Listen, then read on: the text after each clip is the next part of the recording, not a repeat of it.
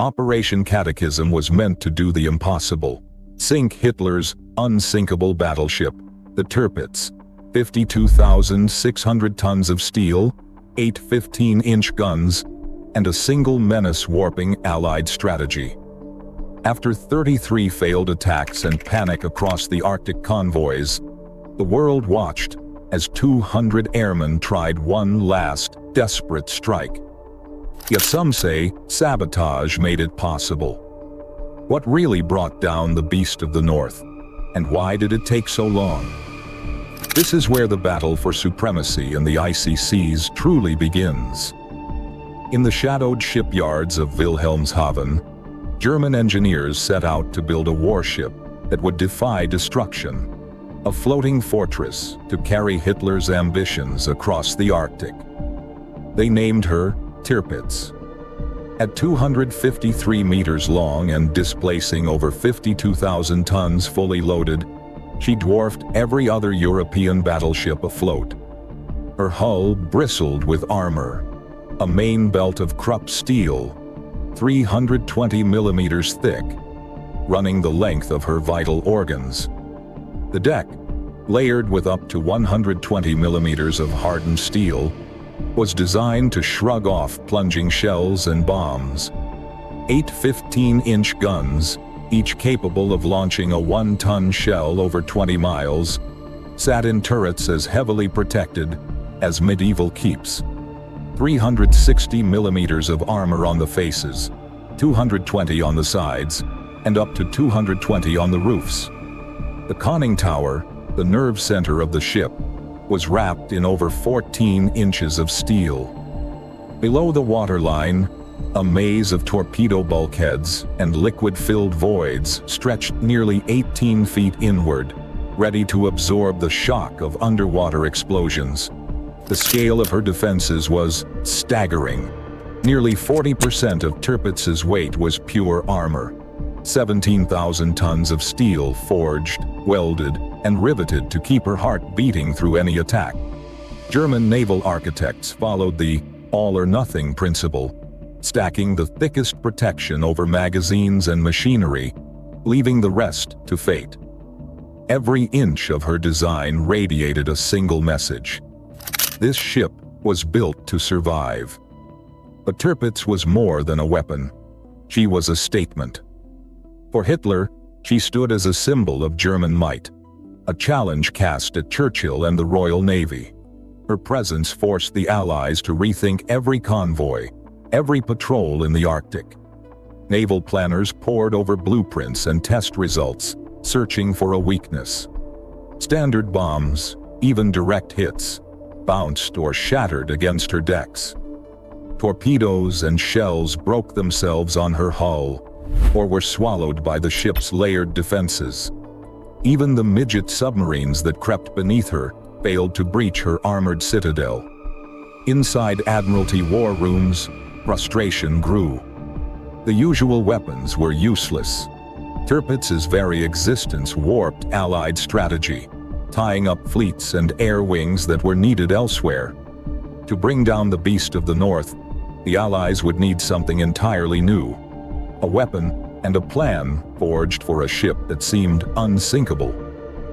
Convoy PQ-17 set out for the Soviet Union in July 1942, carrying vital supplies through the freezing Arctic. The British Admiralty, haunted by the shadow of the Tirpitz lurking in the fjords, intercepted signals suggesting the battleship might sortie. In a moment of deep anxiety, they ordered the convoy to scatter. Each ship left to fend for itself across hundreds of miles of hostile sea. Within days, German U-boats and Luftwaffe bombers descended. Out of 35 merchant ships, only 11 reached Russia. The rest were sunk or abandoned, their crews lost to the cold and the enemy. The Tirpitz never fired a shot. Her potential alone had triggered disaster. The loss of PQ-17 sent shockwaves through Whitehall. Cabinet minutes from that summer record heated debates, with Churchill pressing his commanders for answers. He called the destruction of the Tirpitz the greatest event at sea, at the present time. Behind closed doors, he demanded the Royal Navy and RAF make her elimination their top priority, no matter the cost. The psychological grip of the Tirpitz was total. Every convoy after PQ-17 sailed with heavy escort, drawing destroyers and cruisers from other fronts. Air patrols multiplied. Resources poured into the Arctic, draining the Mediterranean and Atlantic. Churchill's telegrams to the First Sea Lord grew more urgent, his language sharper. The beast had to be destroyed. Allied planners found themselves trapped by the specter of a ship that rarely left its anchorage. Intelligence officers pored over decrypted messages, searching for signs of movement. Admiralty war rooms mapped every possible route, every contingency, all warped by the fear of a sudden Tirpitz attack. The mere chance she might break out forced the Allies to tie up entire fleets, limit convoy schedules, and accept staggering losses. No other single ship dictated so much strategy without firing its guns. The disaster of PQ-17 and the relentless pressure from Churchill set the tone for the next 2 years. Every failure to sink the Tirpitz, every raid that left her afloat, deepened the sense of urgency. The search for an answer grew desperate. New weapons, new tactics, and new squadrons would be summoned, all in service of one goal: to end the reign of the Beast of the North. Operation after operation, the Allies threw everything they had at the Tirpitz, and came away with little more than scars on her steel hide. In September 1943, during Operation Source, Royal Navy X-craft midget submarines crept through the Arctic darkness to Alton Fjord. Explosive charges ripped open the battleship's bottom, flooding machinery spaces and jamming the rudder. But German repair crews worked around the clock.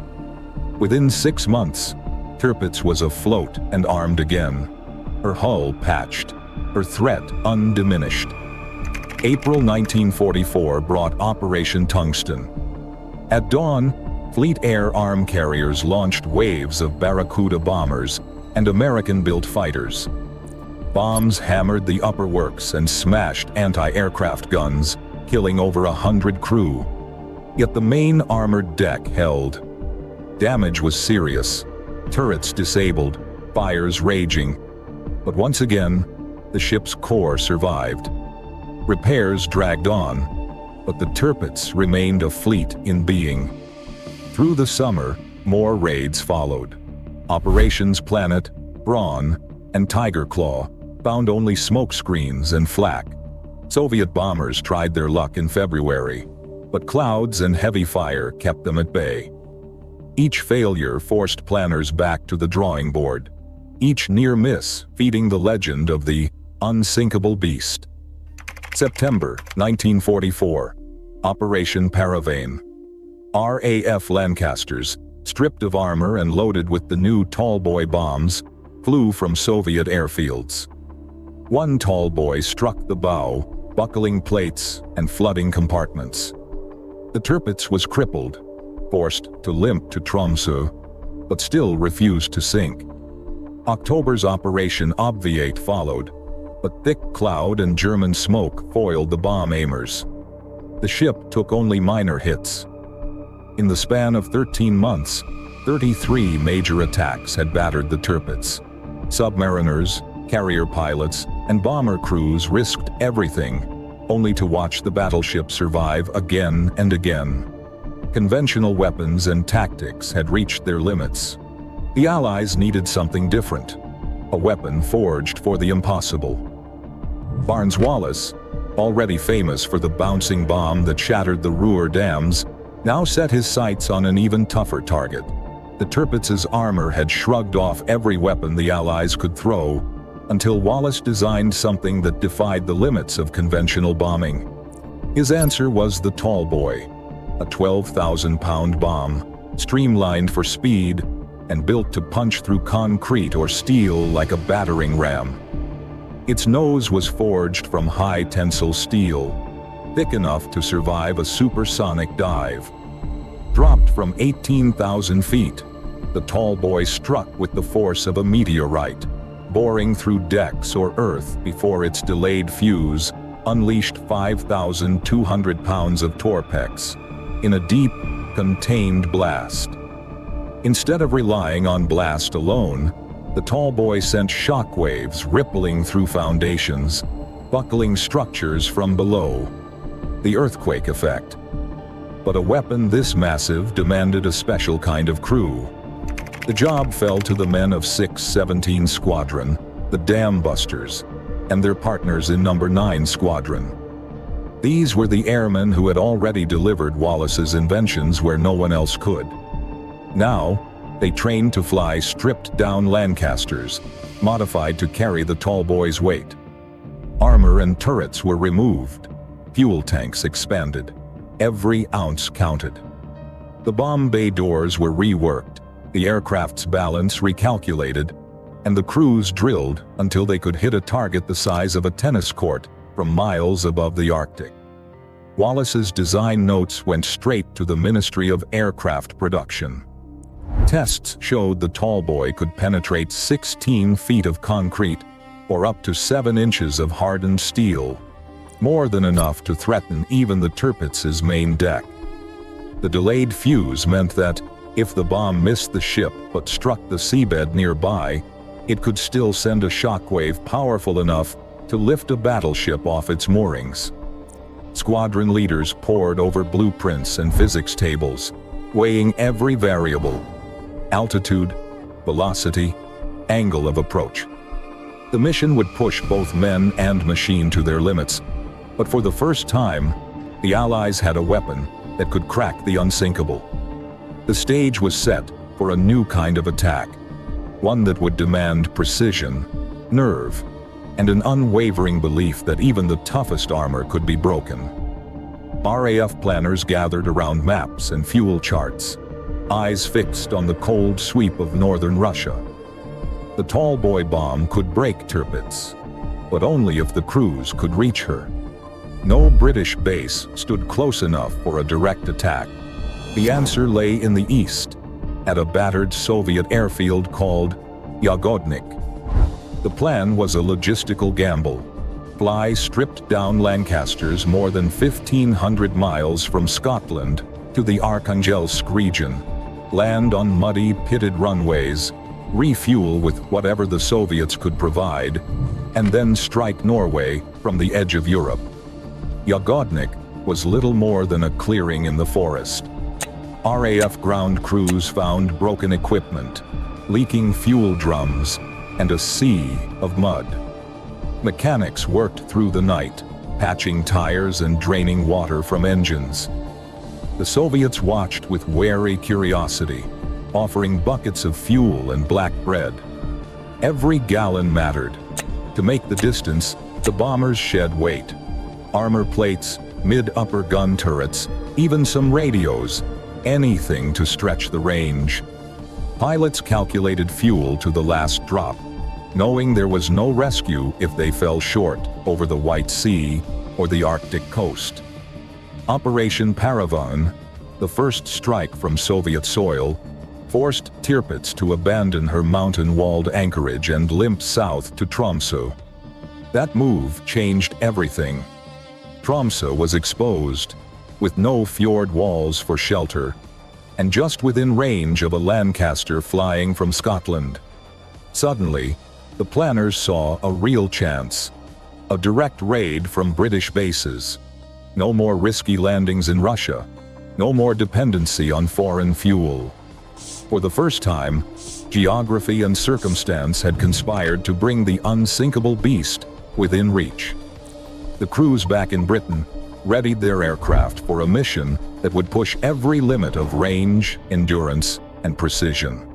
The final attack was now possible, not because the ship had grown weaker, but because the map itself had shifted in the Allies' favor.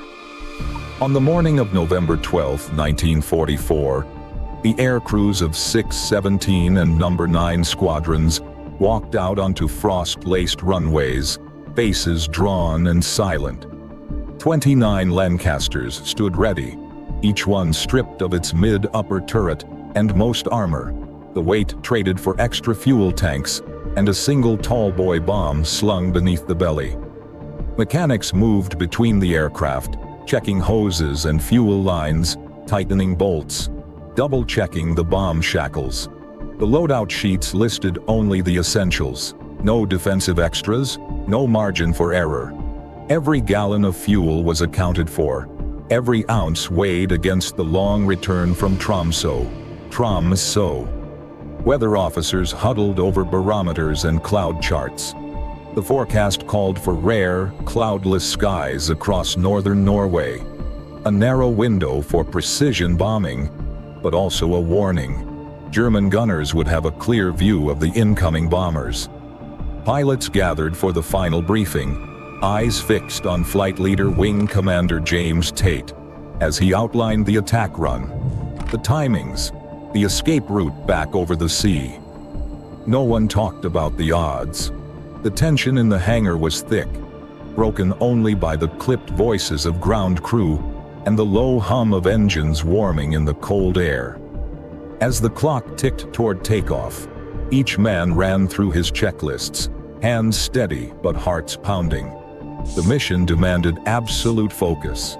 Any mistake could mean a bomber lost over the icy Barents. With fuel tanks topped to the brim and bomb bay doors locked tight around their massive payloads, the crews climbed aboard. The countdown had begun. In minutes, the last and most dangerous raid on the Tirpitz would be underway. At 9:38, Tirpitz's main guns thundered skyward, sending shockwaves across the bay as the first Lancasters broke through the flak curtain. Bomb aimers tracked the silhouette below, holding their nerve as shells burst around them. Seconds later, the first Tallboy slammed into the port quarter, punching through layers of steel and erupting deep inside the ship. A second hit followed, driving straight into the armored deck near the Caesar turret. The force of the blasts tore open compartments and sent a tremor through the hull. Below decks, engineers scrambled to counter flood, but water surged past bulkheads faster than pumps could handle. The list grew sharper by the minute, 20 degrees, then 30, as machinery shorted out and lights flickered off. By 9:43, a magazine exploded aft, splitting the deck and hurling steel plates into the air. The shock left crewmen stunned, ears ringing, blinded by smoke. Orders to abandon the lower decks echoed through passageways already filling with water. Many never reached the ladders, escape hatches jammed as the ship heeled over. In the engine rooms, men clawed at rising water and darkness, the roar of collapsing bulkheads drowning out shouted commands. By 9:45, the list passed 40 degrees. Tirpitz began her final roll, the armored giant shuddering as thousands of tons of seawater rushed in. Above, bombers banked away, watching the ship that had haunted the Arctic convoys vanish beneath a rising cloud of steam and oil. German air defense doctrine relied on radar stations to provide early warning and scramble fighters in minutes. On November 12th, as the Lancasters closed in over Tromsø, the radar array stood watch, not on the coast, but several miles inland, its beam sweeping the wrong direction. Phone logs from Luftwaffe Command later recorded a 10 to 12-minute gap between the first radar echo and the order to scramble fighters. By the time the alert reached the airfields, the bombers were already in sight of the Tirpitz. Historians combing post-war court-martial records found evidence of disciplinary hearings for dereliction of duty, but no conclusive proof of sabotage. Some point to Oberleutnant Hans Karl Westner, the radar officer on duty, whose name surfaces in a handful of post-war interviews and contested memoirs. The theory suggests a deliberate delay, a silent act that doomed the battleship. Others argue the confusion was the result of technical missteps and a radar set positioned too far inland to catch the approach in time. The phone transcripts remain incomplete, with crucial minutes missing. The question lingers in the footnotes of war histories. Was it human error, a flawed system, or something more? The answer, if it exists, is buried in the silence between warning and disaster. On November 12, 1944, after 33 failed raids and the loss of over 970 German sailors, the Tirpitz was sunk by 29 RAF Lancasters in just 7 minutes. Archival records show that her existence diverted entire Allied fleets and dictated Arctic convoy strategy for years. The Tallboy bomb, engineered by Barnes-Wallis, proved decisive where conventional weapons failed. Yet, the 10 to 12-minute delay in German fighter response remains unexplained. Court-martial files and post-war interviews offer no definitive answer. Today, the wreckage of Tirpitz off Tromsø stands as evidence of both technological innovation and the limits of military certainty. The story of Operation Catechism demonstrates that even the most formidable defenses can be overcome by persistence, adaptation, and precise coordination. As documents declassify, some mysteries endure, but the impact of this operation, freeing Allied fleets and ending a years-long threat, is beyond dispute.